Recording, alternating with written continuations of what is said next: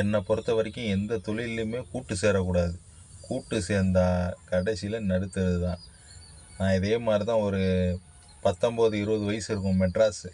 ஒரு 3 ஃப்ரெண்டோட சேர்ந்து மாஸ்டர் 2 பேரோட சேர்ந்து போயிட்டேன் மெட்ராஸுக்கு.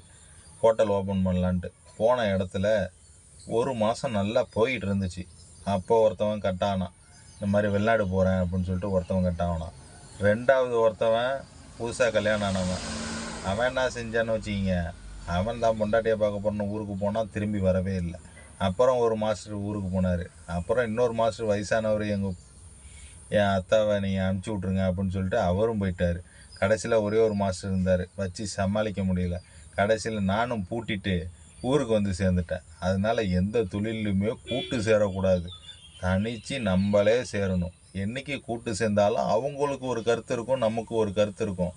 அதை வச்சு தொழில் பண்ண முடியாது. எத்தனை தான் பார்ட்னர்ஷிப் போட்டாலும் ஒவ்வொருத்தன் ஒன்று ஒன்று சொல்லுவான். கடைசியில் என்ன ஆகும், தொழிலை மூடிட்டு நம்ம என்ன செய்யணும், ஊருக்கு தான் போய் சேரணும், நஷ்டாலியாக தான் ஆகணும். அதனால எந்த தொழில் செஞ்சாலும் சிங்கிளாக செய்யுங்க. அப்போ தான் லாபமும் மொத்தமும் உங்களுக்கு கிடைக்கும். கொஞ்சம் கொஞ்சமாக போடுங்க. அதிகமாக எடுத்த உடனே போட்டு ஆரம்பிக்கணும் இல்லை. நாங்கள் போட்ட பிஸ்னஸில் அந்த கடைக்கு அட்வான்ஸு கிடையாது. என்ன, வாடகை மட்டும்தான். எதுவுமே கிடையாது ஆரம்பிக்கும் போது. 1 மாதம் கழிச்சு தான் கொடுக்கணும். அந்த மாதிரி எங்களுக்கு எல்லா ஆப்பர்ச்சுனிட்டியும் கிடைச்சும் கடைசியில் என்னாச்சு, மிஸ் ஆகி போச்சு. என்ன, பார்ட்னர்ஷிப்னால மொத்தமும் போச்சு.